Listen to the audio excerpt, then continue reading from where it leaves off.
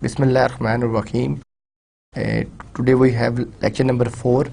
इससे पहले हमने अपने जो चैप्टर्स को डिस्कस किया था उसमें हमने सबसे पहले बेसिक नेटवर्क देखा, फिर नेटवर्क के बाद हमने लेयर्स देखी और लेयर्स के बाद हमने डिफरेंट टाइप के नेटवर्क मॉडल्स देखे। फिर हमने लास्ट लेक्चर में ये डिस्कस किया था कि आप नेटवर्क अगर आपने डिज़ाइन करना है तो वो नेटवर्क किस तरीके का होना चाहिए, आपका इंफ्रास्ट्रक्चर कैसा होना चाहिए, जो आपका नेटवर्क है उसके नंबर ऑफ़ नोड्स कितने हैं, उसमें स्टेशंस कितने हैं, आपको कौन सी सर्विस चाहिए, फिर कौन सी डिवाइस किस लेयर पे काम करती है, राउटर्स जो हैं वो किस लेयर पे काम कर रहे हैं, स्विचेस किस लेयर पे काम कर रहे हैं, हब किस लेयर पे काम करती है, आपकी कुली डोमेन्स क्या होती हैं, आपकी ब्रॉडकास्ट डोमेन्स क्या होती हैं। फिर हमने ये डिस्कस किया था कि जिस तरह हमारे पास ओपन सिस्टम इंटरकनेक्शन मॉडल है उसमें 7 लेयर्स हैं। फिर हमने उसको TCP/IP मॉडल के साथ कोरिलेट किया था।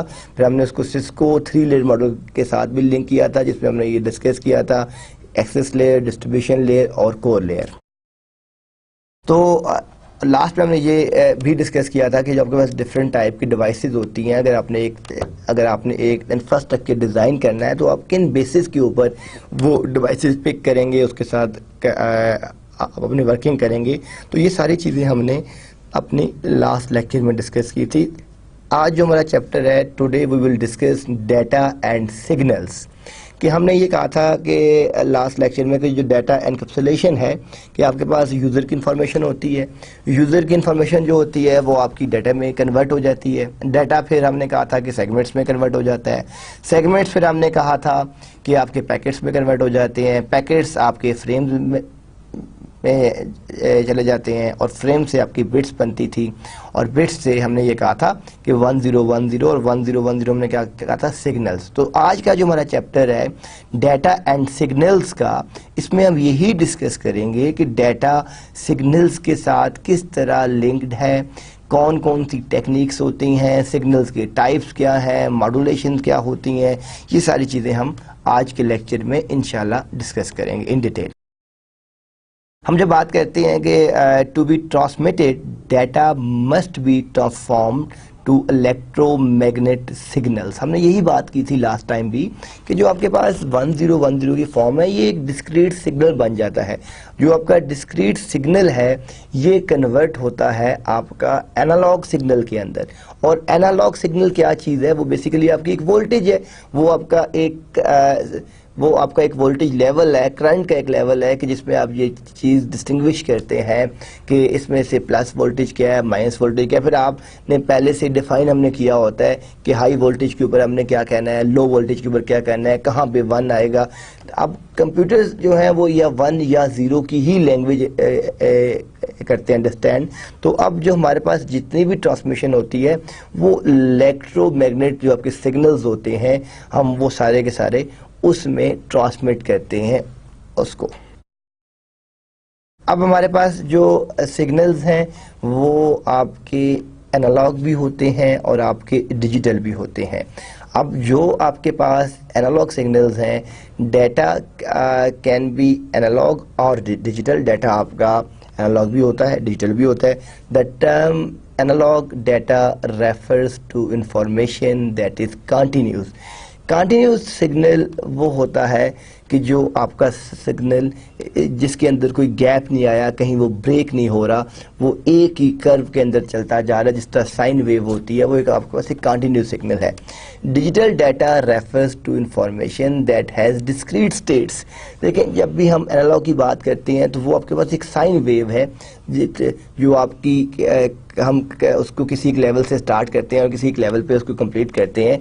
लेकिन जो आपके पास डिजिटल सिग्नल्स होते हैं, जो आपके पास डिजिटल डाटा होता है, हम उस डिजिटल डाटे को 1 या 0 की फॉर्म में ट्रांसमिट करते हैं क्योंकि वो डिस्क्रीट वैल्यूज़ होती हैं। हम ये नहीं कह सकते कि आपके पास 0.5, 0.6, 0.7, 0.19, -0.2, नो। हम अपने डिजिटल सिग्नल की जो स्टेट्स हैं वो या तो आपके पास इसमें 2 स्टेट्स होंगी और इसमें जो आपकी 2 स्टेट्स हैं या तो वो 1 की फॉर्म में डाटा ट्रांसमिट होगा या आपके पास वो डाटा आपकी 0 की फॉर्म में ट्रांसमिट होगा। तो जब भी हम बात करते हैं डाटा कैन बी एनालॉग और digital, the term analog data refers to information that is continuous. Digital data refers to information that has discrete states. Analog data take on continuous values and digital data take on discrete values.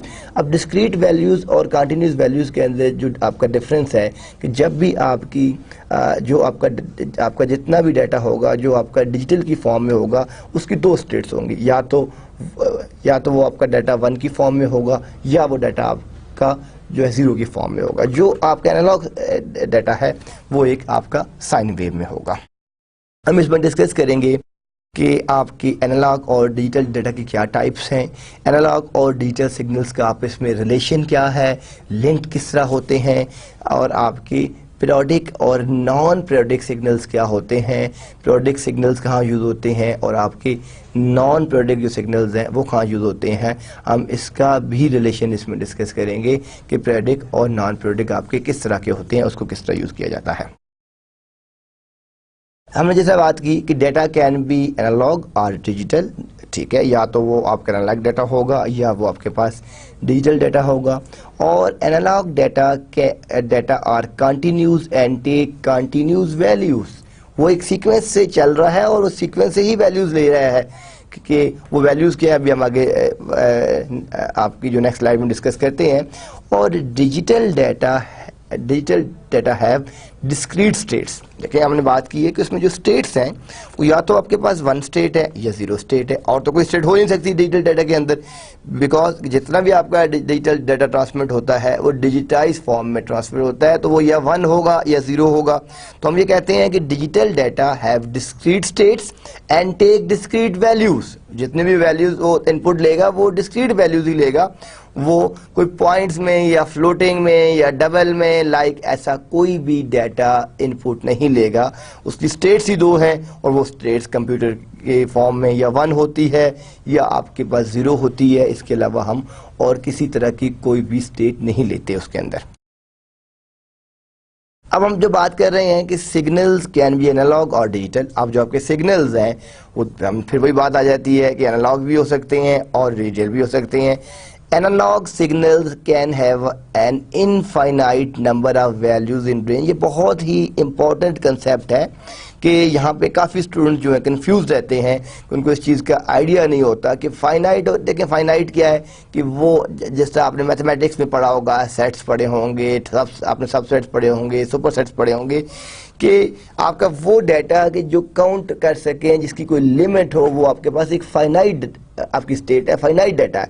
लेकिन infinite हम कहाँ use करते हैं कि जहाँ पे आपके पास कोई रेंज नहीं है, कोई लिमिट नहीं है, जिसको आप मेजर नहीं कर सकते, दैट इज़ इनफाइनाइट डाटा। अब हम जब बात करते हैं यहाँ पे अपनी एनालॉग सिग्नल्स की, तो हम यहाँ पे ये बात करते हैं कि analogue signals can have an infinite number of values in range, कि वो इनफाइनाइट है कि जिसको आप काउंट नहीं कर सकते, आपको पता नहीं है कि उसकी रेंज कितनी आ रही है। लेकिन digital signals can have only a limited number of values.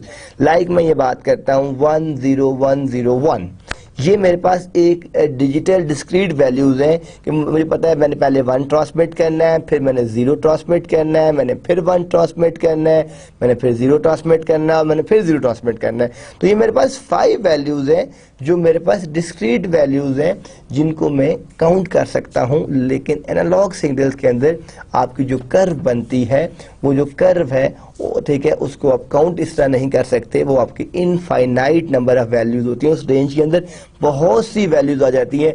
मैं ये कहूँ कि ये रेंज 0 to 1 है, इसमें बहुत सी वैल्यूज आ जाएंगी।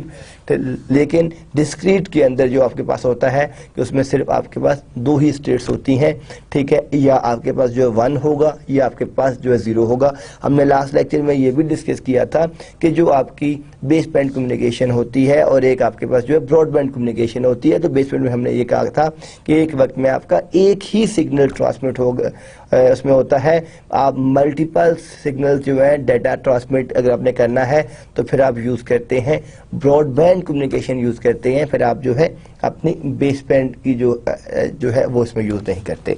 तो यहाँ पे हमने क्या बात की कि सिग्नल्स कैन बी एनालॉग और digital and analog signals can have an infinite number of values in a range.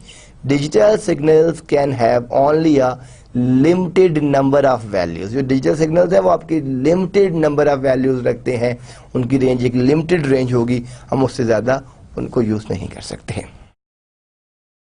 अब आप इस डायग्राम में देखें, यहाँ पे हम एक छोटा सा कंपैरिजन कर रहे हैं, comparison of analogue and digital signals.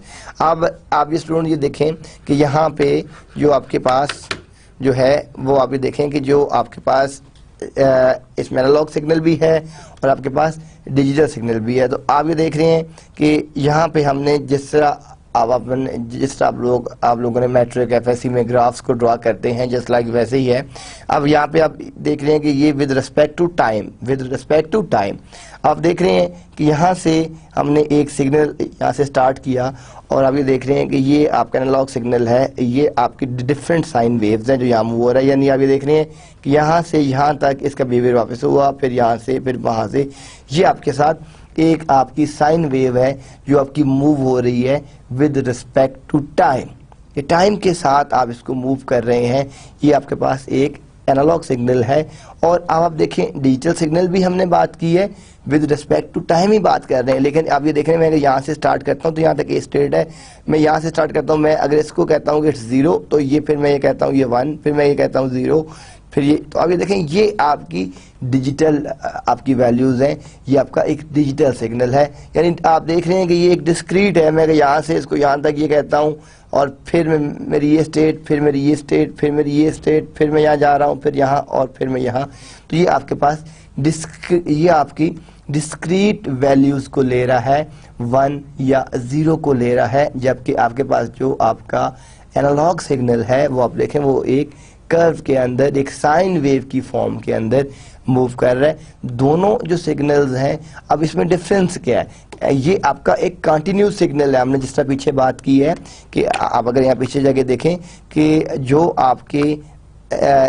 आपके एनालॉग सिग्नल होते हैं, analogue data are continuous and take continuous values. आप इस डायग्राम में देखें ये कंटिन्यूस डेटा ले रहा है और कंटिन्यूस वैल्यूज को पे ऊपर मूव कर रहा है। बट अगर आप इन अदर हैंड देखें, आपने डिजिटल सिग्नल को देखें तो आप देखेंगे डिजिटल सिग्नल के अंदर क्या हो रहा है कि हमें यहाँ पे क्या बात की थी, digital data have discrete states and take discrete values. तो एग्जैक्टली आप इस डायग्राम में देखें तो यहाँ पे आपके पास डिस्क्रीट वैल्यूज हैं और आपके पास डिस्क्रीट स्टेट्स हैं। ये नहीं है कि आपके पास जो वैल्यूज हैं वो जो डिफरेंट है, ये एग्जैक्टली वही चीज़ है जो हमने लास्ट स्लाइड में डिस्कस की है।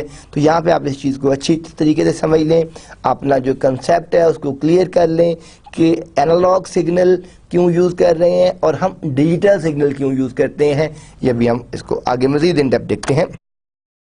इन data communication we commonly use periodic analog signals and non-periodic digital signals। अब जो डाटा कम्युनिकेशन है, हमने क्या कहा था कि कम्युनिकेशन का हमने क्या कहा था फर्स्ट लेक्चर में कि जो डाटा कम्युनिकेशन है या टेली कम्युनिकेशन है, communication between two parties from some distance, एक डिस्टेंस के पे हैं वो दोनों आपस में कम्युनिकेट कर रहे हैं वाया वो इंटरनेट भी कम्युनिकेट कर सकते हैं, वाया टेलीफोन लाइन भी कम्युनिकेट कर सकते हैं, वाया मोबाइल भी कम्युनिकेट कर सकते हैं। तो यहाँ पे एक और जो आपका न्यू कंसेप्ट है वो कंसेप्ट क्या आ जाता है कि आपके पीरियोडिक एनालॉग और नॉन पीरियोडिक डिजिटल सिग्नल्स के अंदर क्या डिफरेंस है। ठीक है, हम ये जैसा बात कर रहे हैं कि we commonly use periodic analogue signals and non periodic digital signals. तो जो आपके यहाँ पे एनालॉग सिग्नल्स हैं वो किस तरीके से यूज़ हो रहे हैं और आपके जो नॉन पीरियोडिक डिजिटल सिग्नल्स हैं वो किस तरीके से यूज़ हो रहे हैं, वो भी हम देखते हैं यहाँ पे वन बाय वन। पहले हम इन दोनों की डेफिनेशन देखेंगे कि आपके पीरियोडिक एनालॉग सिग्नल्स क्या होते हैं, इसको कैसे क्लासिफाई किया जाता है, आपको कैसे पता चलेगा कि ये सिग्नल आपका जो है पीरियोडिक है और ये सिग्नल आपका नॉन पीरियोडिक है। अभी हम इसको देखते हैं पहले, फिर आगे हम इसको और डिस्कस करते हैं। पीरियोडिक एनालॉग सिग्नल्स की जो बेसिक डेफिनेशन है, periodic analogue signals can be classified as simple or composite. अब यहाँ पे एक और कंसेप्ट आ गया नया, जो आपके पीरियोडिक एनालॉग सिग्नल्स हैं वो क्लासिफाइड होते हैं सिंपल और कंपोजिट। सिंपल सिग्नल का मतलब ये है कि एक ही साइन वेव आपकी मूव हो रही है, जिस तरह इस डायग्राम में अगर आप देखें तो it's a simple signal, because एक ही साइन वेव है, आप उसके ऊपर अपना डाटा मूव कर रहे हैं, सेंड कर रहे हैं, तो ये आपके पास एक सिंपल साइन वेव है। लेकिन अगर आप बात करते हैं कंपोजिट सिग्नल की बात करते हैं, तो कंपोजिट सिग्नल का मतलब ये है कि आप मल्टीपल सिग्नल्स ट्रांसमिट कर रहे हैं अक्रॉस द नेटवर्क। तो जो आपके मल्टीपल सिग्नल्स हैं जो आप अपने क्रॉस द नेटवर्क ट्रांसमिशन कर रहे हैं, ट्रांसमिट कर रहे हैं, वो आप किस तरीके से कर रहे हैं, कैसे कर रहे हैं, वो देखते हैं हम। तो पहले आप ये समझ लें कि what is difference between simple and composite signal. Simple signal mean कि आप एक वक्त में एक ही साइन वेव ट्रांसमिट करते हैं, और कंपोजिट मीन कि आप मल्टीपल सिग्नल्स एक ही चैनल के ऊपर ट्रांसमिट कर रहे हैं। इस सिंपल पीरियोडिक एनालॉग सिग्नल, इस sine wave can not be decomposed into a simpler signal. ये एक और यहाँ पे इंपॉर्टेंट कंसेप्ट है कि sine wave can not be decomposed into simpler signals, and a composite periodic analog signal is composed of multiple sine waves। जिस तरह मैंने आपको बात बताई कि जो आपके पास कंपोजिट आपका जो सिग्नल है वो आपकी मल्टीपल साइन वेव्स से मिलके बनता है, एक से ज़्यादा साइन वेव्स आपको यूज़ होती हैं। आप इस डायग्राम में फिर वापस जाएं कि ये देखें, ये अब मैं अगर इसके ऊपर मतलब मज़ीद एक सिग्नल ड्रॉ कर दूं, एक और सिग्नल ड्रॉ कर दूं, तो वो आप ये भी कह सकते हैं combination of more than one signal, or you can say combination of two or more than two signals, it is known as composite signal। because जब आपके पास multiple sine waves आप उस पर ट्रांसमिट करते हैं तो उसकी डेफिनेशन क्या होती है कि एक composite periodic analog signal is composed of multiple sine waves। हम यहाँ पे कुछ और चीज़ें भी डिस्कस करेंगे जो आपकी बहुत ज़रूरी हैं, topics discuss in this section, like what is sine wave, wave length क्या होती है। डेफिनेटली बहुत से स्टूडेंट ने जिन लोगों ने एफएससी प्री इंजीनियरिंग की है या जिन्होंने फिजिक्स पढ़ी हुई है उनको ये बेसिक कंसेप्ट का आइडिया होगा, लेकिन हम फिर इसको भी यहाँ पे डिस्कस करेंगे कि साइन वेव क्या होती है, वेव लेंथ क्या होती है, टाइम एंड फ्रीक्वेंसी डोमेन क्या होती है, कंपोजिट सिग्नल्स क्या होते हैं, बैंडविड्थ क्या होती है। इन तमाम चीज़ों को, क्योंकि सिग्नल्स को आप तब तक समझ नहीं सकते, तब तक डिफाइन नहीं कर सकते जब तक आपको इस चीज़ का आइडिया नहीं है कि साइन वेव क्या है, वेव लेंथ क्या है, टाइम एंड फ्रीक्वेंसी डोमेन्स क्या होती हैं, कंपोजिट सिग्नल्स क्या हैं, बैंडविड्थ, इन चीज़ों को भी हम वन बाय वन डिस्कस करते हैं। पहले तो आप ये देखें, it's a simple sine wave, जो हमने बात की थी यहाँ पे कि ये सिंपल आपका एक सिग्नल है। हमने बात की थी कि signal can be classified in two forms, simple और कंपोजिट। तो जो सिंपल आपके पास सिग्नल है, इट्स अ सिंपल सिग्नल। इसमें आप देख रहे हैं कि एक ही लाइन पे आपका एक ही साइन वेव कर्व हो रही है और ये विद रिस्पेक्ट टू टाइम है। आप ये देखें कि यहाँ से हम इस सिग्नल को स्टार्ट करते हैं, हम यहाँ पे सपोज करते हैं इट्स द जीरो, यहाँ से हमने इसको स्टार्ट किया, ये जो आपका जीरो है यहाँ से स्टार्ट हुआ यहाँ तक। अब देखें यहाँ से इसने बिहेवियर स्टार्ट किया, वापस ये उसी बिहेवियर पे यहाँ तक आई, तो ये इसका वन कर्व ये यहाँ तक पहुंची, फिर यहाँ से इसने स्टार्ट किया, ये दूसरा, फिर ये तीसरा, एंड सो ऑन। तो it's a simple sine wave. ये आपका एक सिंपल सिग्नल है, एक सिंपल साइन वेव है। और अब हम साथ देखते हैं कि जो आपके पास कंपोजिट साइन वेव है, ये कंपोजिट सिग्नल है, वो क्या चीज़ है। हम इसको वो discuss mathematical approach to sine wave.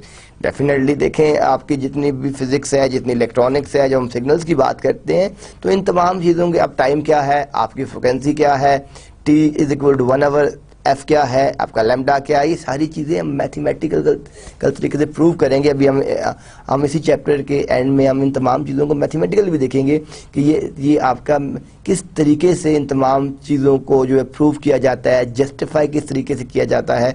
तो हम इसमें डिस्कस करेंगे अपनी मैथमेटिकल अप्रोच भी कि साइन वेव्स को आप किस तरीके से जस्टिफाई कर सकते हैं, किस तरीके से कैसे प्रूव कर सकते हैं मैथमेटिकली, हम वो भी इसमें डिस्कस करते हैं। अब यहाँ पे हम इससे पहले एक छोटी सी एग्जांपल देख लेते हैं जो बहुत सिंपल सी एग्जांपल है।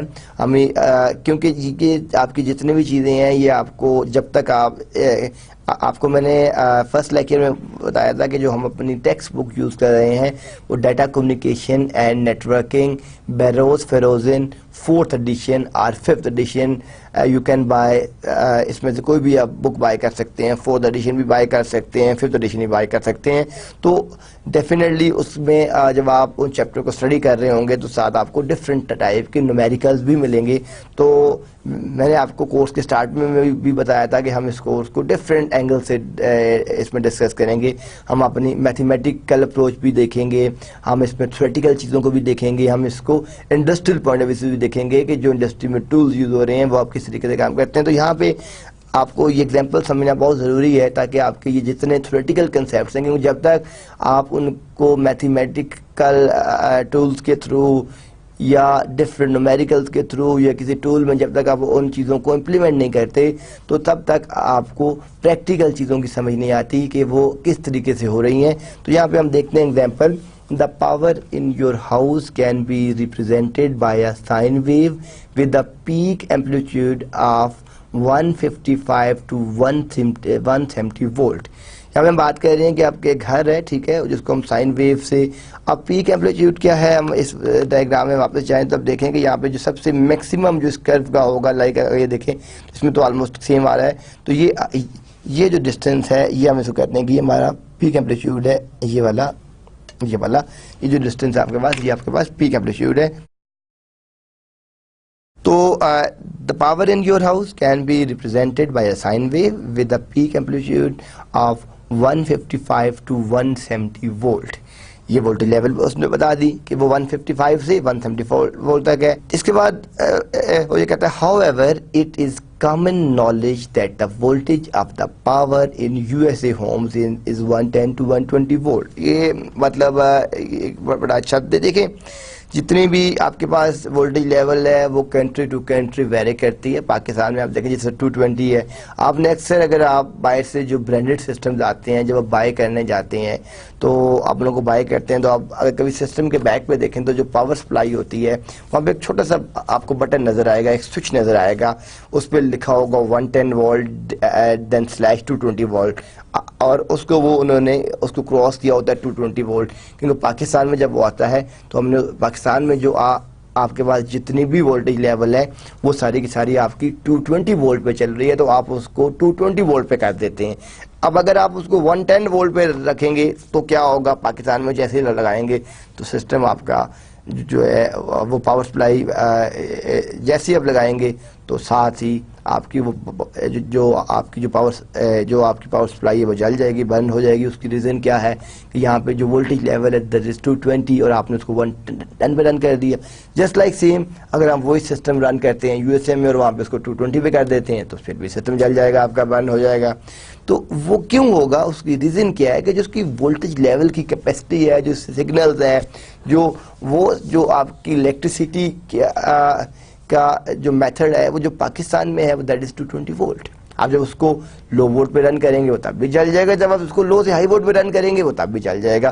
तो इसलिए यहाँ पे आप उसने एक और बात की कि it is common knowledge that the voltage of the power in USA homes is 110 to 120 volt.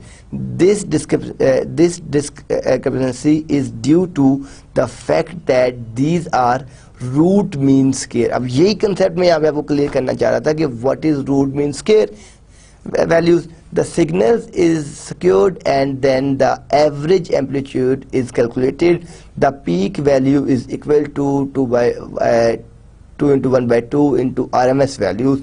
तो हम जब भी इसको कन्वर्ट करते हैं, कन्वर्जन करते हैं तो हम क्या चीज़ इसमें यूज़ करते हैं, रूट मीन स्क्वायर यूज़ करते हैं। तो यहाँ पे आपको ये कंसेप्ट सही पता चलना चाहिए कि रूट मीन जो आपका स्क्वायर है वो क्या चीज़ है और हम उसको किस तरीके से जो यूज़ करते हैं। अब इस डायग्राम में देखें कि यहाँ हम क्या बात कर रहे हैं कि two signals with the same phase and frequency but different amplitudes. देखें अब यहाँ पे हम एक डायग्राम ए है, एक डायग्राम बी है। यहाँ पे हम अपना एक और कंसेप्ट भी क्लियर करते जाते हैं कि जो आपके पास एम्पलीट्यूड है जो वो आपके पास क्या होता है और आप उसको किस तरीके से मेजर करते हैं। आप ये देखें कि ये जो आपके पास यहाँ पे सिग्नल है, ये जब आप यहाँ से इसको रन करते हैं तो ये आपकी एक साइन वेव है, फिर दूसरी साइन वेव है, फिर तीसरी साइन वेव है एंड सो ऑन। तो आप ये देख रहे हैं कि ये यहाँ से लेकर ये इसका पीक एम्पलीट्यूड है, ये सब जो सबसे ज़्यादा होगा, मैं अगर कहूँ कि अगर ये कम है और ये ज़्यादा है तो मेरा पीक एम्पलीट्यूड कौन सा होगा, दिस वन। अगर ये उससे भी ज़्यादा है तो दिस वन। तो जिसका एम्पलीट्यूड ज़्यादा होगा, ठीक है, हम वो हम चेक करेंगे सिग्नल में। अब यहाँ पे क्या है कि a signal with high peak amplitude, जो इसका एम्पलीट्यूड है it's a very high amplitude. लेकिन मैं अगर यहाँ पे बात करता हूँ तो यहाँ पे देखें कि यहाँ पे जो इसका एम्पलीट्यूड है ये आपका लो पीक एम्पलीट्यूड है। तो आपने ये भी ध्यान में रखना है कि आपका जो पीक एम्पलीट्यूड है वो क्या है और जो आपके पास लो पीक एम्पलीट्यूड है वो क्या है। तो आप इन दोनों डायग्राम्स में देख सकते हैं कि सिग्नल विद हाई पीक, वो मैंने आपको बता दिया कि आप इसका जो एम्पलीट्यूड है वो सबसे ज़्यादा है, इसलिए हम इसको हाई कह रहे हैं, इसका लो है तो ये आपके पास लो एम्पलीट्यूड है। लेकिन यहाँ पे एक जो क्वेश्चन मार्क है, जो बात समझने वाली है, वो क्या है कि two signals with the same, अब इनका जो फेस है वो सेम है, ये जो फेस ये है, ये फेस है, ये फेस है, ये सेम है, लेकिन जो इनके एम्पलीट्यूड्स हैं वो इनकी इन दोनों की जो आपकी जो फ्रिक्वेंसी है वो भी सेम है। तो यहाँ पे आप ये देखेंगे ये भी हो सकता है कि एक ही सिग्नल है, उसका फेस भी सेम है, उसकी फ्रिक्वेंसी भी सेम है, लेकिन उसका एम्पलीट्यूड डिफरेंट है, वो आपका आपस में जो है डिफर कर रहा है। हम यहाँ पे एक और एग्जांपल लेते हैं। The voltage of a battery is a constant, जो कार की बैटरी होती है, आपकी यूपीएस की बैटरीज होती हैं, this constant value can be considered a sine wave, हम उसको कंसिडर कर सकते हैं sine wave, as we will see later, हम अभी अपने लेटर लेक्चर में इसको अभी और डिस्कस करते हैं। For example the peak value of an double A battery is normally 1.5 volt.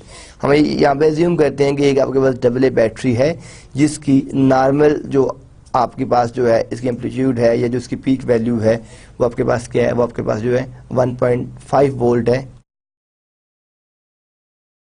अब यहाँ पे हम कुछ अब जाते हैं हम थोड़ा सा मैथमेटिकल, जो हमने पीछे कहा था कि हम आगे जाके चीज़ों को मैथमेटिकल पॉइंट ऑफ व्यू से भी डिस्कस करते हैं।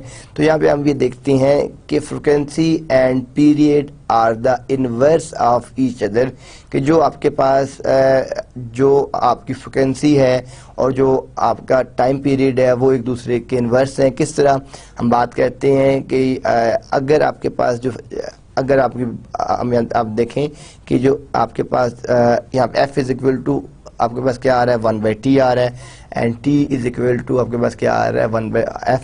तो ये दोनों एक, अगर आपको फ्रिक्वेंसी गिवन है तो आप टाइम फाइंड कर सकते हैं, और अगर आपके पास आपको टाइम गिवन है तो आप उसकी जो फ्रिक्वेंसी फाइंड कर सकते हैं। यानी इन दोनों पैरामीटर्स में से अगर आपको एक चीज़ मालूम है, एक चीज़ गिवन है, तो in that case you can find for example मैं कहता हूँ f is equal to 1t and t is equal to 0.3, तो आप उसकी फ्रिक्वेंसी फाइंड कर सकते हैं। और अगर आपको फ्रिक्वेंसी दी हुई है 2 हर्ट्ज किलो हर्ट्ज, तो आप उसका टाइम फाइंड कर सकते हैं। तो ये आपस में रेसिप्रोकल्स हैं। अब यहाँ पे आप डायग्राम में आप देखें तो यहाँ पे हम क्या चीज़ शो कर रहे हैं कि आपके पास two signals with the same amplitude and phase but different frequencies। यहाँ पे हमने क्या बात की थी, two signals with the same phase and frequency but different। यहाँ पे हमने बात की थी कि आपके पास फेज और फ्रिक्वेंसी सेम है, लेकिन जो आपके एम्पलीट्यूड्स हैं वो आपके दोनों डिफरेंट है। यहाँ पे हम क्या बात कर रहे हैं कि यहाँ पे आपके पास जो एम्पलीट्यूड और जो आपके फेसेस है, यहाँ पे क्या है आपके पास कि जो आपके एम्पलीट्यूड एंड फेस जो है वो सेम है, लेकिन दोनों की जो फ्रिक्वेंसी है वो डिफरेंट है। ये डिफरेंट केसेस हो सकते हैं, कहीं पे आपके एम्पलीट्यूड सेम हो सकते हैं तो आपकी जो फेसेस हैं वो डिफरेंट हो सकते हैं। जो कहीं पे जैसे हम यहाँ बात कर रहे हैं कि आप एम्पलीट्यूड और फेस दोनों सेम है, लेकिन आपकी जो यहाँ पे फ्रिक्वेंसी है वो डिफर कर रही है। तो यहाँ पे आप इस डायग्राम में देखें, आप यहाँ पे क्या हो रहा है कि a sine wave a signal with a frequency of 12 hertz, यहाँ पे जो आपके सिग्नल्स हैं इसकी फ्रिक्वेंसी क्या है, 12 हर्ट्ज है, ठीक है। और यहाँ पे हम क्या बात कर रहे हैं कि यहाँ पे आपके पास क्या है कि signal with the frequency of 6 hertz. तो यहाँ पे जो आपके पास सिग्नल है उसकी फ्रिक्वेंसी 6 हर्ट्ज की है, और जो आपके पास यहाँ पे सिग्नल है इसकी क्या आपकी फ्रिक्वेंसी है, ये 12 हर्ट्ज है। यहाँ पे आपके पास जो एम्पलीट्यूड है वो भी सेम है और जो फेसेस भी, लेकिन दोनों की जो आपकी सिग्नल की जो आपकी यहाँ पे बनती है फ्रिक्वेंसीज वो दोनों की डिफर कर रहा है।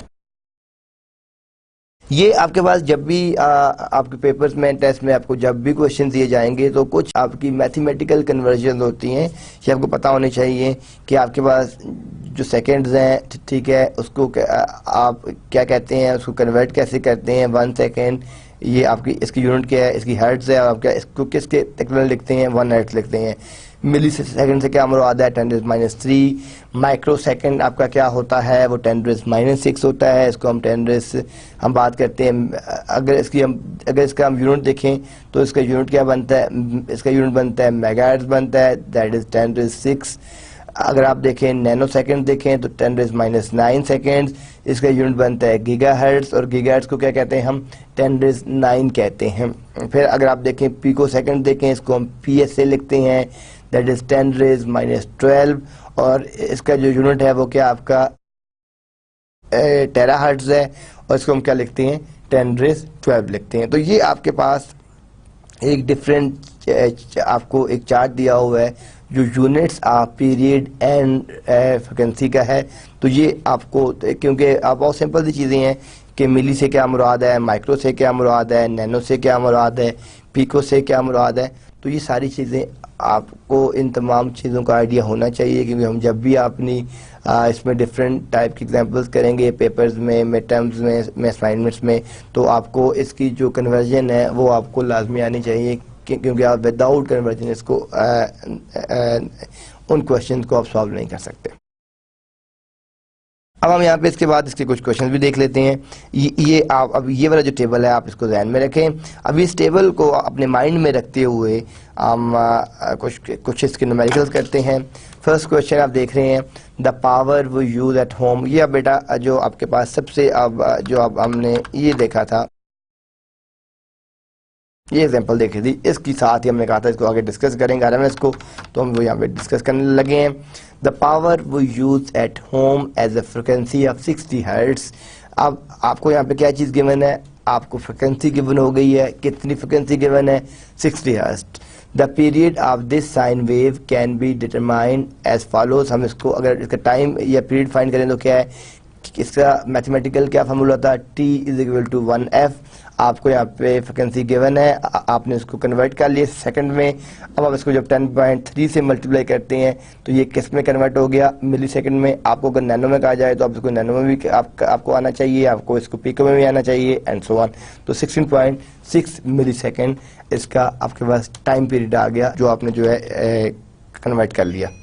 हम अब देखते हैं कि अब इसी क्वेश्चन को express period of 100 millisecond in microsecond, कि जो आपके पास 100 मिली सेकेंड्स हैं उसको आप माइक्रो सेकेंड में कन्वर्ट करें।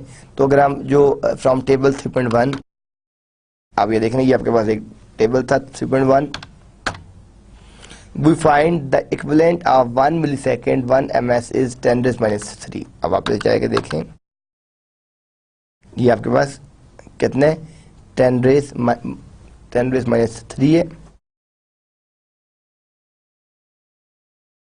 तो यहाँ पे आपने क्या किया, 100 मिली, हम ये कह सकते हैं कि 1 millisecond is 10⁻³ second and 1 second, यहाँ पे आप देखें 1 second is 10⁻⁶ microsecond. Will make the following substitution. अगर हम इसको कन्वर्ट करें तो कैसे करेंगे, कन्वर्जन इसकी बहुत आसान है। यहाँ पे आपके पास क्या क्वेश्चन था, 100 millisecond is equal to 100 × 10⁻³ जो आपने इस टेबल से इसकी वैल्यू यहाँ से आपने पिक कर ली, और इसको आपने मल्टीप्लाई किया, इसको कन्वर्ट करते करते तो फाइनली आपके पास क्या आ गया, 10⁻⁵ माइक्रो सेकेंड आ गया। अब ये कन्वर्जन यहाँ पे बहुत आसान है। अब वो किस तरीके से आप ये देखें कि यहाँ पे आपके पास ये तीनों की बेस सेम है 10, तो यहाँ पे ये सारी पावर ऐड हो जाएंगे तो 6 + 2 8, 8 में से माइनस आप 3 करेंगे 5, तो आंसर क्या आ जाएगा 10⁵। सिंपल मैथमेटिक्स की इक्वेशन है जो अब 9th 10th में और इसको एफएससी में भी आप लोगों ने किया होगा। नेक्स्ट क्वेश्चन है, the period of a signal is 100 millisecond, what is it's frequency in kilo hertz. यानी अब वो यहाँ पे आपको जो सिग्नल है उसका पीरियड आपको बता दिया गया है कि वो 100 मिलीसेकेंड है, तो व्हाट इज इट्स, ठीक है। अब यहाँ पे हमने साथ उसने भी पूछ लिया, अगर वो ये कहता है कि व्हाट इज इट्स फ्रिक्वेंसी, तो फिर हम मेगाहर्ट्ज पे भी दे सकते हैं, किलोहर्ट्ज पे भी दे, आपके ऊपर है। लेकिन अब यहाँ पे उसने स्पेसिफिक कर दिया यूनिट कि answer should be in the kilohertz. अगर आपको यहाँ स्पेसिफाई नहीं किया जाता, आप किसी भी चीज़ में फाइंड कर लें, इट्स फाइन। लेकिन अगर आपको क्वेश्चन में अगर आपको ये चीज़ दे दी जाती है कि आपने किलोहर्ट्ज में फाइंड करना है, मेगाहर्ट्ज में फाइंड करना है, जिसमें भी, तो आपका यूनिट जो है फिर वैसे ही चेक होगा, फिर आपने उसको वैसे ही कन्वर्ट करना है। तो हम यहाँ क्या कहते हैं, इसकी हम साथ देख लेते हैं, सोल्यूशन देख लेते हैं। First we change 100 millisecond to seconds. हम अब इसको 100 मिलीसेकेंड्स को हम सेकेंड में कन्वर्ट करते हैं, and then we calculate the frequency from the period 1 hertz is equal to 10⁻³ kilohertz. तो अब ये देखें कि 10 जो आपके पास यहाँ पे जो क्वेश्चन है 100 millisecond is equal to 100 into 10⁻³ second is equal to 10⁻1 second, और जो आपके पास यहाँ पे फ्रिक्वेंसी है एफ है इज इक्वल टू, यहाँ पे क्या आ गया 1/t आ गया, इसको आपने इस हर्ट्ज में कन्वर्ट कर लिया। तो फाइनल आंसर आप देख रहे हैं क्या आ रहा है, किलोहर्ट्ज में। क्यों, हमने यहाँ पे क्या कहा था कि जो हमें फाइनल आंसर यहाँ पे रिक्वायर्ड है वो किस चीज़ में रिक्वायर्ड है, वो हमें किलोहर्ट्ज में रिक्वायर्ड है। तो यहाँ पे हमने इसको फाइंड कर लिया कि ये आपके पास, अगर आपके पास एक सिग्नल का जो the period of signal is 100 millisecond, तो उसकी फ्रिक्वेंसी क्या आएगी, वो हमने उसके लिए क्या बेसिकली फार्मूला क्या है, वो ये है आपके पास f is equal to 1/t। ये आपके पास एक बेसिक फार्मूला है, आप इसके थ्रू आप इसको जो कन्वर्ट कर सकते हैं, चेंज कर सकते हैं। यहाँ पे तक डिस्कस करने के बाद जो हमारे पास कुछ यहाँ पे इंपॉर्टेंट जो कंसेप्ट्स हैं, जो चीज़ें आई हैं, हम उनको देख लेते हैं। फर्स्ट इसमें कुछ आप इसको ये भी कह सकते हैं कि कुछ रूल्स हैं। वो रूल्स क्या आया कि फर्स्ट क्या है कि जो आपके पास जो आपकी frequency is the rate of change with respect to time. जो आपकी फ्रिक्वेंसी है वो उसकी डेफिनेशन हम क्या कहते हैं, is the rate of change with respect to time. And change क्या है, change in a short span of time means high. अगर देखें आपकी कर्व बहुत जल्दी जल्दी चेंज हो रही है तो it mean it's a high frequency. अगर आपकी साइन वेव पे बहुत तेज़ी से चेंजेस आ रही हैं तो वो आपकी हाई फ्रिक्वेंसी को शो करती हैं। और change over a long span of time means low. Like इसको आप अगर हम बैक पे अगर इस वेव में देखें, अब ये देखें ये अगर डिस्टेंस चेंज आ रही है तो इट्स अ लो फ्रिक्वेंसी। लेकिन अगर ये व्यू आपकी फास्ट चेंज आ रही है, साइन वेव आपकी फास्ट चेंज हो रही है, तो वो आपके पास क्या चीज़ है, वो आपकी हाई फ्रिक्वेंसी है। तो ये तीन चीज़ें आपको समझ आ गई कि नंबर 1 क्या है कि जो आपकी फ्रिक्वेंसी है is the rate of change with respect to time. फिर इसके बाद क्या है कि change in a short span of time means high frequency. और फिर लास्ट में हमें क्या कहा है कि change over a long span of time means low frequency. यहाँ पे आपके पास एक और भी कंसेप्ट आता है कि if a signal does not change at all it's frequency is 0। अगर आपका सिग्नल चेंज नहीं होता कहीं पे भी, तो हम क्या अज्यूम करेंगे कि आपकी जो फ्रिक्वेंसी है वो क्या होगी, वो 0 होगी। ये एक और रूल आ गया, इंपॉर्टेंट रूल आ गया। And if a signal change intensely it's frequency is infinite. अगर वो चेंज कर रहा है, ठीक है, तो फिर आपके पास उसकी जो फ्रिक्वेंसी है वो इनफाइनाइट है। अगर वो बिल्कुल चेंज नहीं करता तो क्या है, वो आपके पास 0 है। तो ये कंसेप्ट भी अपने ध्यान में रखना है कि जहाँ पे चेंजेस आ रही हैं वहाँ पे क्या है, जहाँ पे चेंजेस नहीं आ रही वहाँ पे क्या है। इसके बाद जो आपके पास phase describes the position of the wave form relative to time 0। अब यहाँ पे ये कुछ कंसेप्ट्स हैं जो आपके इस चैप्टर में जानना बहुत ज़रूरी है। आपके ये समझें कि ये वो रूल्स हैं जिनके थ्रू आप ये सारे के सारे जो कंसेप्ट्स हैं इनको कैप्चर कर सकते हैं, और जो मैथमेटिकल आपके न्यूमेरिकल्स हैं वो आप सारे के सारे जो है परफॉर्म कर सकते हैं। तो जो आपके पास हम बात कर रहे थे कि phase describes the position of the wave form relative to time 0। अब ये देखें आप यहाँ पे कि 3 sine waves with the same amplitude and frequency but different phases. मैंने क्या कहा था आपको, पहले हमने केस देखा था कि जहाँ पे फेसेस और फ्रिक्वेंसी सेम थे, एम्पलीट्यूड डिफरेंट थे। फिर हमने एक केस देखा था जहाँ पे एम्पलीट्यूड और फेसेस सेम थे और आपकी फ्रिक्वेंसी डिफरेंट थी। और अभी जो थर्ड केस हम देख रहे हैं, इसमें हम क्या देख रहे हैं कि यहाँ पे आपके पास जो एम्पलीट्यूड और जो आपकी फ्रिक्वेंसी है वो सेम है लेकिन फेसेस डिफरेंट है। अभी देखेंगे ये जो फेस है, ये यहाँ तक, ये जो डिस्टेंस है ये कुछ और है, इसका जो आपका फेस देख रहे हैं ये कुछ और फेस है, इसका फेस देख रहे हैं तो ये कुछ और फेस है। तो यहाँ पे हम बात ये देखें, it's 0 degree, it's 90 degree and it's 180 degree. तो ये आपके पास यहाँ पे क्या हो रहा है कि जो आपके साइन वेव्स हैं और जो उनके साथ जो उनके एम्पलीट्यूड है, ठीक है, जो यहाँ पे हम क्या बात कर रहे हैं, सॉरी, कि जो 3 sine waves with the same amplitude and frequency, लेकिन उसके जो फेसेस हैं वो सारे के सारे आपके यहाँ पे जो है डिफरेंट है। अब हम यहाँ पे कुछ इसकी एग्जांपल्स देख लेते हैं। A sine wave is offset 1/6 cycle with respect to time 0। What is its phase in degrees and radians. अब हम यहाँ पे जो बात कर रहे हैं कि आपके पास क्या चीज़ आपको गिवन है, हम 2πr मैट्रिक्स से पढ़ते आ रहे हैं, ठीक है, आप लोगों ने इसको डिस्कस किया होगा, पढ़ा होगा मैट्रिक के अंदर। तो यहाँ पे वही सिंपल सी चीज़ है कि व्हाट इज इट, फेस बताना है डिग्रीज में और रेडियंस में। तो आपके पास क्या फार्मूला है, ठीक है, we know that 1 complete cycle is 360 degrees, therefore 1/6 cycle is 1/6 into 3/60 is equal to 60 degree. और आप इसको अगर रेडियंस में कन्वर्ट करते हैं तो 60 into 2π divide by 360 radian is equal to π/3 radian is equal to 1.046 radian. तो आप ये सिंपल सी मैथमेटिकल कैलकुलेशन है, इसको आप कॉपी पे करके एक दफ़ा ज़रूर करें क्योंकि आपकी असाइनमेंट्स में, आपके मिड टर्म में इस तरह के क्वेश्चन आपको दिए जा सकते हैं। Wavelength and period. अब ये आप देख रहे हैं कि यहाँ पे हम बात कर रहे हैं कि आपकी जो वेवलेंथ है, हम यहाँ बात करते हैं इट्स एट टाइम t, ये हम बात करेंगे टाइम t पे स्टार्ट हुआ। हम अगर बात करते हैं t प्लस t, तो हमने कुछ इसको जब प्लस किया तो अब ये आपकी जो कर्व है, तो यहाँ पे जब आप बात कर रहे हैं कि इट्स एट टाइम t, ये यहाँ से कर्व शुरू हो रही है। जब आप यहाँ से इसको बात करते हैं कि t प्लस t, तो ये आपका वो डिस्टेंस है जिसमें आप कुछ टाइम प्लस करते हैं, तो ये आपकी कर्व जो है यहाँ से स्टार्ट होगी, ये आपके पास t है and it's t plus t, ये आपकी कर्व आपके यहाँ से स्टार्ट होगी और ये आपकी इस डायरेक्शन में जाएगी।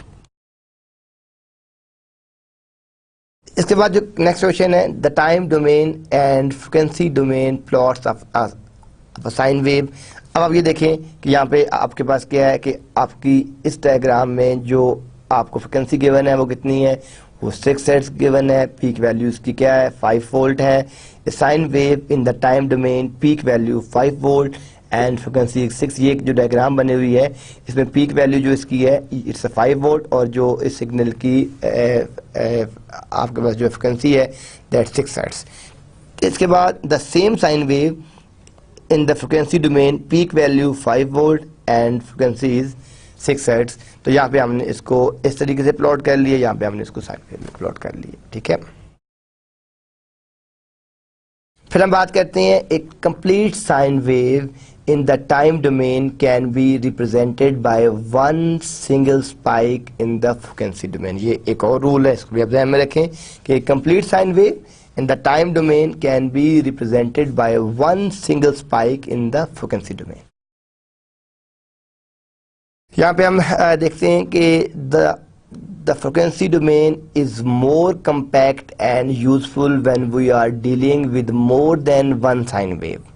For example, जो फिगर आपके पास 3.8 है, अभी हम इसमें देखेंगे, shows 3 sine waves each with different amplitude and frequency, all can be represented by 3 spikes in the frequency domain। तो अब ये देखें, हम जो बात कर रहे हैं कि the frequency domain is more compact and useful when we are dealing with more than one sine wave. तो इसकी अभी हम देखते हैं 3.8 में। अब ये देखें, the time domain and frequency domain of 3 sine waves आप यहाँ देख रहे हैं कि ये आपके पास जो टाइम डोमेन आ रही है ये आपकी जो है, आप ये देखें कि यहाँ पे हम क्या कर रहे हैं, time domain representation of 3 sine waves with, अब इसमें एक आपकी क्या फ्रिक्वेंसी 0, 1, 8 एंड 16। यहाँ पे हम क्या कर रहे हैं कि यहाँ पे हम इसी चीज को प्लॉट कर रहे हैं कि frequency domain representation of the sine 3 signals, हम इसमें देखें 0, 8 और 16, हम इनको यहाँ पे प्लॉट कर रहे हैं। इसके बाद जो हमारे पास नेक्स्ट कंसेप्ट है, a single frequency sine wave is not useful in data communication. We need to send a composite signal, a signal made of many simple sine wave. ये एक बहुत ही समझने वाला कंसेप्ट है, इंपॉर्टेंट कंसेप्ट है कि जो आपके पास सिंगल जो आपकी फ्रिक्वेंसी होती है, इस single frequency sign wave is not useful. क्योंकि देखें डाटा कम्युनिकेशन के अंदर जब आपने अपना डाटा ट्रांसमिट करना है तो मल्टीपल चैनल्स हैं, मल्टीपल लोग डाटा ट्रांसमिट कर रहे हैं, ह्यूज डाटा है, आपके लार्जेस्ट सर्वर्स हैं, तो वहाँ पे क्या चाहिए हमें, we need to send a composite signal. अब हमने क्या अभी देखा था कि कंपोजिट सिग्नल क्या है, it's a combination of multiple sine waves. आपके पास बहुत सी साइन वेव्स हैं, आप जब उनको कंबाइन करते हैं, सेंड करते हैं, तो वो आप क्या उसको कहते हैं कि वो आपके पास एक कंपोजिट सिग्नल बन जाता है। तो हमें क्या चाहिए कि we need to send a composite signal, a signal made of many simple sine waves। इसको हम मैथमेटिकल जो देखते हैं, अब यहाँ पे जो आपका फोरियर एनालिसिस है कि according to Fourier analysis any composite signal is a combination of simple sine waves with different frequencies, amplitude and phases। तो फोरियर एनालिसिस क्या कहता है कि कोई भी जो कंपोजिट आपका सिग्नल है is a combination of simple sine waves, यानी वो कॉम्बिनेशन है डिफरेंट साइन वेव्स का, विद डिफरेंट, यानी उसमें आपके हमने पीछे देखा है कि कहीं हमने ये कहा है कि जहाँ पे आपकी फ्रिक्वेंसी और एम्पलीट्यूड सेम है तो फेसेस डिफरेंट है, कहीं भी आपके पास फेसेस और फ्रिक्वेंसी सेम है, एम्पलीट्यूड डिफरेंट है, कहीं पे आपके पास एम्पलीट्यूड और फेसेस सेम है, तो इस तरह ये डिफरेंट कॉम्बिनेशंस आपके बन सकते हैं और हम इसको इस तरीके से अपने फोरियर एनालिसिस से कंप्यूट भी कर सकते हैं। यहाँ पे हमारे पास एक और कंसेप्ट आता है कि if the composite signal is periodic, the decomposition gives a series of signals with discrete frequencies, and if the composite signal is non-periodic, the decomposition gives a combination of sine waves with continuous frequencies। ये बहुत ही important concept है, मैं फिर इसको repeat करता हूँ कि if the composite signal is periodic, the decomposition gives a series of signals with discrete frequencies, and if the composite signal is non-periodic, the decomposition gives a combination of sine waves with continuous frequencies। इसकी हम साथ ही इसकी example देखते हैं। Figure 3.9, ये 9 है, वापस आएंगे, shows a periodic composite signal with frequency f, ये आपको शो कर रही है एक फ्रीक्वेंसी f के साथ। This type of signal is not typical of those found in data communication. We can consider it to be 3 alarm systems, each with a different frequency। The analysis of this signal can give us a good understanding of how to decompose signals। यहाँ पे जो हमारे पास जो example हम कर रहे हैं, we consider it to be a 3 alarm systems आपके पास हैं, ठीक है, और हर एक की ईच विद अ डिफरेंट, हर एक की एक डिफरेंट फ्रिक्वेंसी है। हम देखते हैं यहाँ पे, ये आप देखें कि ये आपके पास एक कंपोजिट पीरियोडिक सिग्नल है जो आपका, यानी ये आपके मल्टीपल सिग्नल मूव करके विद रिस्पेक्ट टू टाइम, तो ये आपके पास क्या है, ये आपके पास एक कंपोजिट पीरियोडिक सिग्नल है। यहाँ पे हम बात कर रहे हैं decomposition of a composite periodic signal in the time and frequency domain. यहाँ पे हम क्या कर रहे हैं कि डीकम्पोजिशन कर रहे हैं कि एक जो आपके पास कंपोजिट पीरियोडिक सिग्नल है इन द टाइम और जो आपके पास फ्रीक्वेंसी डोमेन है। आप ये देखें कि ये आपके पास यहाँ पे एम्पलीट्यूड है और ये आपके पास time domain, decomposition of a composite signal यहाँ पे बात कर रहे हैं। एक आपके पास क्या फ्रिक्वेंसी f है, एक आपके पास क्या है 3f है, और एक आपके पास क्या है 9f है। तो हम इसको इसके ऊपर जो ट्रांसमिट कर रहे हैं, यहाँ पे आप देखें कि यहाँ पे हम बात कर रहे हैं with respect to time domain, और यहाँ पे हम बात कर रहे हैं with respect to frequency domain decomposition of the composite signal f, 3f and 9f। Figure 3.11 हम इसको देखें, फिर हम इसको देखते हैं कि 3.11 shows a non-periodic composite signal. It can be the signal created by a microphone or a telephone set when a word or two is pronounced. In this case, the composite signal cannot be periodic because that implies that we are repeating the same word or words with exactly the same tone. अब हम यहाँ पे क्या बात कर रहे हैं कि in this case the composite signal cannot be periodic because that implies that we are repeating the same word or words with exactly the same tone. तो ये आप देख रहे हैं the time and frequency domains of a non periodic signal. ये आपके पास time domain है, और ये आपके पास आप देख रहे हैं amplitude for sine wave of frequency f। ये आपके पास जो फ्रिक्वेंसी f है 4 किलोहर्ट्ज की ये है, और ये आपके पास क्या है आपकी जो फ्रिक्वेंसी डोमेन है। तो बेटा जब तक आप लोग इसकी एग्जांपल्स नहीं समझेंगे, नहीं करेंगे, तब तक आपको ये कंसेप्ट खुद से नहीं आएंगे। आप इस चैप्टर की जितनी भी एग्जांपल्स हैं उन तमाम को अच्छे तरीके से करें। The bandwidth of a composite signal is the difference between the highest and the lowest frequency contained in that signal. तो यहाँ पे एक और आता है कि व्हाट इज बैंडविड्थ। देखिए बैंडविड्थ क्या है, किसी चीज की लिमिट कि आप कितना मैक्सिमम डाटा ट्रांसमिट कर सकते हैं एट द सेम टाइम। हमें लास्ट लेक्चर में कहा था कि ईथरनेट का जो MTU है मैक्सिमम ट्रांसमिशन यूनिट वो थ्योरेटिकल 1518 बाइट्स है, और जो प्रैक्टिकल है वो 1500 बाइट्स है। मीन कि ईथरनेट का अगर आप यूज कर रहे हैं तो वो एक वक्त में मैक्सिमम 1500 बाइट्स का डाटा कैप्चर कर सकता है, सेंड कर सकता है, ट्रांसमिट कर सकता है। सो जो बैंडविड्थ है वो आपके पास क्या है कि जो आपकी हाईएस्ट फ्रिक्वेंसी है माइनस लोएस्ट फ्रिक्वेंसी कर दें, यानी BW is equal to F max minus कर दें F min कर दें, तो it is known as bandwidth. अब हम इसको यहाँ पे चेक करते हैं इस एग्जांपल में। अभी देखें the bandwidth of periodic and non periodic composite signals.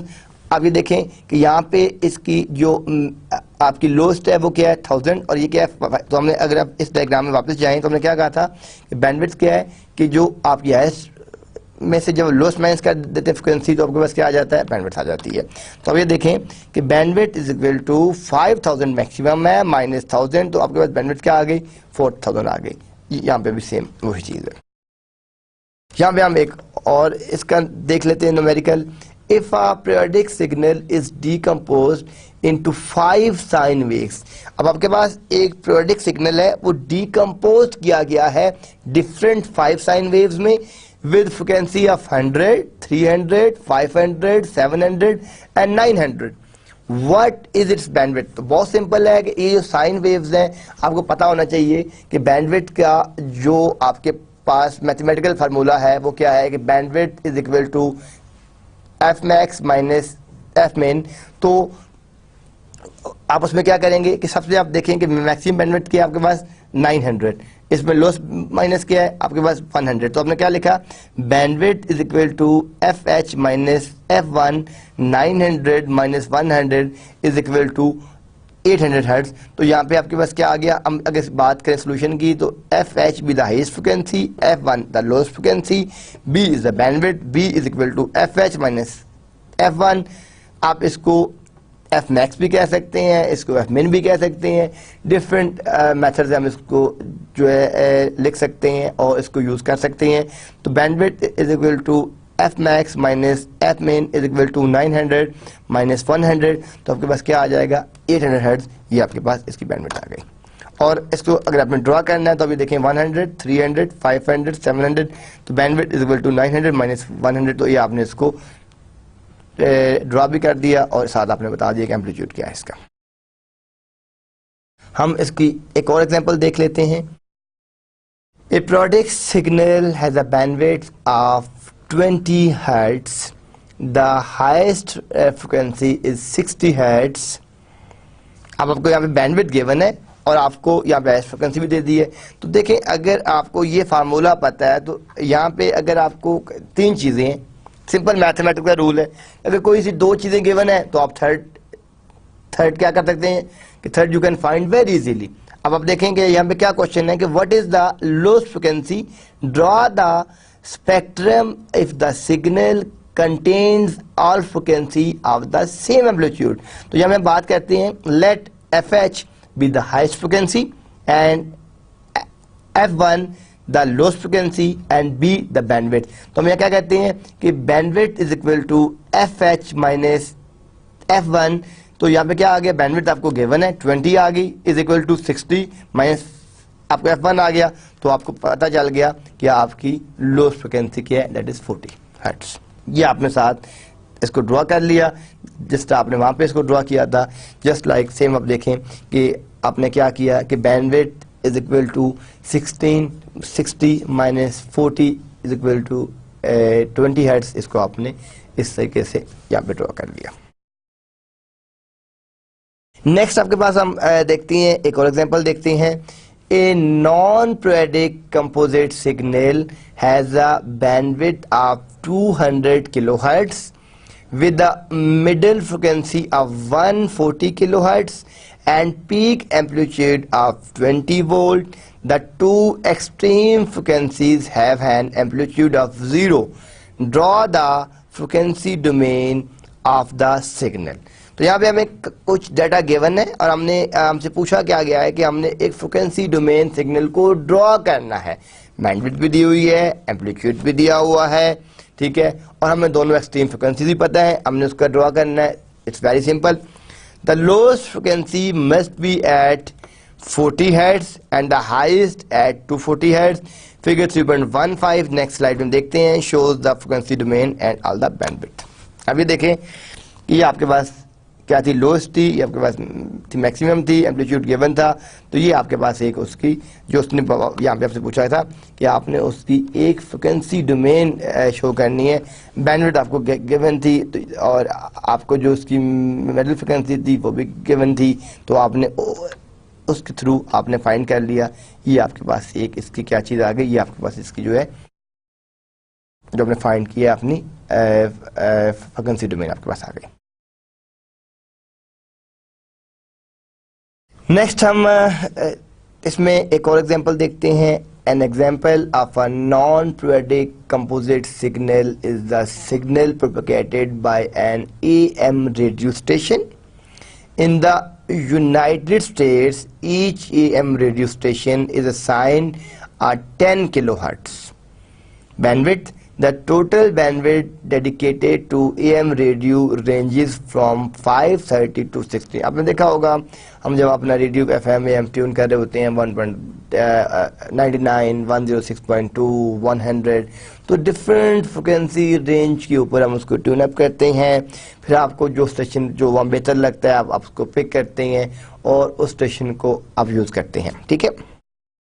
तो यहाँ पे भी हमें ये उसकी एक छोटी सी एग्जांपल बता रहा था कि in the United State each AM radio station, हर कंट्री, ये it's very country to country. आप जापान में जाएं वहाँ पे कुछ और फ्रिक्वेंसी होगी, आप USA में जाएं वहाँ पे कुछ और फ्रिक्वेंसी। तो ये जो रेंजेस, हम उन रेंजेस के ऊपर काम कर रहे होते हैं। आपने अक्सर देखा होगा अगर आपके ने कोई जैपनीज़ कार बाय की है तो उसके अंदर जो उसमें रेडियो अगर लगा हुआ है तो वो मैच नहीं करता, फिर हमें उसके साथ एक छोटी सी डिवाइस लगाते हैं जो यहाँ की जो आपकी डिफरेंट टाइप की फ्रिक्वेंसीज होती हैं वो उसके साथ मैनिपुलेट करता है और आप वही रेडियो पर काम करना, जिसको हम ट्यूटर टाइप कहते हैं, तो वही रेडियो आपका यहाँ पे काम करना शुरू कर देता है। ये क्योंकि जापान की जो रेंजेस है फ्रिक्वेंसी की कुछ और हैं, पाकिस्तान की कुछ और हैं, तो उनको मैच करने के लिए हम इस तरह की डिफरेंट जो आपके पास जो आपकी डिवाइसेस होती हैं हम उन डिवाइसेस को यहाँ पे यूज़ करते हैं। नेक्स्ट जो आपके पास एक और एग्जांपल है, another example of a non periodic. यहाँ पे आपके पास क्या थी, जो है non periodic composite signal is the signal propagated by an FM radio station. In the United States, each FM radio station is assigned to a 200. वहाँ पे हम बात कर रहे थे AM रेडियो स्टेशन की, यहाँ पे हम बात कर रहे हैं अपने FM रेडियो स्टेशन की। तो यहाँ पे क्या कहते हैं कि in the United States, each FM radio station is assigned a 200 kilohertz bandwidth. The total bandwidth dedicated to FM radio ranges from 88 to 108. तो ये आपके पास जो टोटल बैंडविड्थ है जो आपने डेडिकेट कर दी है वो आपने 88 टू 108 मेगाहर्ट्ज की आपने डेडिकेट की है, यानी जो आपकी बैंडविड्थ है वो आपकी 88 से 188 मेगाहर्ट्ज है। तो ये भी इस डायग्राम में उसने क्या बताया हमें कि जो आपके पास AM स्टेशन हैं वो किस तरीके से काम कर रहे हैं। और यहाँ पे हम क्या देख रहे हैं, यहाँ पे हमने देखा अपना FM रेडियो स्टेशन वो आपका किस तरीके से काम कर रहा है। नेक्स्ट आपके पास जो आपकी लास्ट आज के लेक्चर की जो लास्ट स्लाइड है, हम इसमें क्या देखते हैं, another example of a non periodic composite signal is the signal received by an old fashioned analog black and white TV। आपको याद होगा कि आज से कुछ 10 साल 15-20 साल पहले आपके पास सिर्फ ब्लैक एंड वाइट टीवी होते थे, 20 साल पहले, ठीक है, जो आपके एनालॉग टीवी भी उनको हम कहते थे। फिर आपके ब्लैक एंड वाइट टीवी से आहिस्ता आहिस्ता उसकी टेक्नोलॉजी चेंज हुई, फिर उसको कलर्ड किया गया, फिर कलर्ड से फिर आपकी LCDs आ गई, फिर LCD से आज के आपकी LEDs आ गई हैं, LEDs के बाद भी HD उसमें आ गया। तो आप देखें technology day by day change होती जा रही है, ओल्ड टेक्नोलॉजी आपकी एब्सोल्यूट होती जा रही है, लेकिन बेस क्या है, वही ओल्ड टेक्नोलॉजी। ओल्ड टेक्नोलॉजी को आपने समझ के आपने उसके ड्रॉबैक्स निकाले, ठीक है। जब हम बात करते हैं रिसर्च की, तो व्हाट इज रिसर्च, इसमें क्या है कि आप उसने ओल्ड टेक्नोलॉजी देखी, अच्छा जी इसमें ये ड्रॉबैक है, इसके अंदर ये प्रॉब्लम्स हैं, उन प्रॉब्लम्स को रेक्टिफाई किया, उनको रीडिज़ाइन किया और रीडिज़ाइन करके उसका आपने एक नया मॉडल दे दिया, और वो जो नया मॉडल है वो हम इस टाइम पे यूज़ कर रहे हैं। तो इसी तरीके से जो टेक्नोलॉजी की अपडेशन है वो वैसे ही हो रही है, आप डे बाय डे आपकी जो आप उसको चेंज कर रहे हैं। तो यहाँ पे हम देखते हैं इस example, another example of a non-periodic composite signal is the signal received by an old-fashioned analog black and white TV.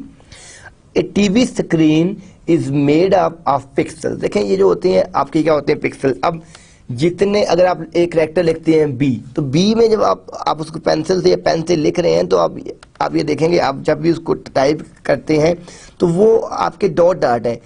अब अगर B लिखने के लिए जिस तरह आपका अगर एक किड है और छोटा बच्चा है जो काम कर रहा है तो वो डॉट्स के ऊपर लिखता है, तो आप देखें जितने डॉट्स कम होंगे उतनी उसकी क्वालिटी लो होगी, जितने डॉट्स उसमें ज्यादा होंगे पिक्सल। अब वो जो डॉट्स हैं that is known as technical word in a pixel. अब आपके जितने पिक्सल ज्यादा होंगे उतनी आपकी इमेज की क्वालिटी बेहतर होगी। तो यहाँ पे हम बात कर रहे हैं कि जो पिक्सल हैं वो नंबर ऑफ डॉट्स हैं, नंबर ऑफ डॉट्स, ठीक है ना, वन करेक्टर। जितने पिक्सल्स कम होंगे उतनी क्वालिटी उसकी बेहतर होगी। तो a TV screen is made of pixel, जो आपकी टीवी स्क्रीन है वो पिक्सल से बनाई जाती है। If we assume a resolution of 525 into 700, ये 525 multiplied by 700, we have 3,67,500 pixels पर स्क्रीन। अगर आपकी रेजोल्यूशन 525 into 700 है, अगर आपकी ये रेजोल्यूशन है तो हमारे पास जो पिक्सल बनेंगे वो कितने बनेंगे, वो बनेंगे 3,67,500 पिक्सल्स पर screen. If we scan the screen 30 times per second, this is 3,67,500 into 30, तो ये आपके पास क्या बनेंगे 11,25,000 पिक्सल पर सेकेंड। अब यहाँ हम क्या कह रहे हैं, if we scan the screen 30 times, अगर हम उसको स्कैन करते हैं 30 टाइम्स तो आपके पास जो बनते हैं, आपने 367 को मल्टीप्लाई किया 30 के साथ, तो आपके पास क्या आंसर आ गया, यहाँ पे आंसर आ गया आपके पास 11,25,000 पिक्सल्स पर सेकेंड। अब हम देखते हैं the worst case scenario is alternating black and white pixel. अब जो वर्स्ट केस है हम यहाँ पे वो क्या अज्यूम कर रहे हैं कि वो ब्लैक और वाइट पिक्सल्स हैं। वी कैन सेंड 2 2 पिक्सल्स पर साइकिल। अब यहाँ पे हमारी कुछ लिमिटेशन भी हैं कि हम जो सेंड कर सकते हैं वो क्या है, 2 पिक्सल हमने पर साइकिल के अंदर हम कितने पिक्सल को सेंड कर सकते हैं, 2 पिक्सल को सेंड कर सकते हैं। Therefore we need 11,25,000 divide by 2 is equal to 5512500 cycles per second. आपने जब उसको डिवाइड कर दिया, हम ये भी कह सकते हैं or the bandwidth needed is 5.512। तो अब आपको इस डेटे को ट्रांसमिट करने के लिए, ट्रांसमिशन करने के लिए जो बैंडविड्थ इसमें आपको बेटा रिक्वायर्ड होगी, दैट विल बी 5.5125 मेगाहर्ट्ज। तो ये देखें, अब ये आपके पास एक था, हमने पहले पिक्सेल्स फाइंड किए, उसको मल्टीप्लाई किया, फिर हमने ये देखा कि आपकी जो वर्स्ट केस है, ठीक है, वो क्या होगा, फिर हमने एक लिमिटेशन डिफाइन कर दी कि 2 पिक्सल पर साइकिल, और फाइनली हमने क्या चीज़ फाइंड कर ली उसमें से कि आपकी जो बैंडविड्थ है वो आपको कितनी चाहिए, वो आपको 5.5 मेगाहर्ट्ज चाहिए। तो यहाँ तक जो आज का लेक्चर है हम यहाँ तक रखते हैं। नेक्स्ट लेक्चर में हम इसी चैप्टर नंबर 3 को ही कंटिन्यू करेंगे, क्योंकि ये आपका जो डिजिटल और जो आपकी एनालॉग कम्युनिकेशन है, डाटा एंड सिग्नल्स का, ये बहुत ही ज़्यादा अहम चैप्टर है, इंपॉर्टेंट चैप्टर है। तो आज का लेक्चर यहाँ पे क्लोज करते हैं। इसके बाद हम यहीं से आगे से कंटिन्यू करेंगे इस लेक्चर को लेके, और मज़ीद इन डेप्थ में जो बाकी चीज़ें रहेंगी इंशाअल्लाह ताला वो हम अपने नेक्स्ट लेक्चर में इंशाअल्लाह कवर करेंगे। अल्लाह हाफ़िज़।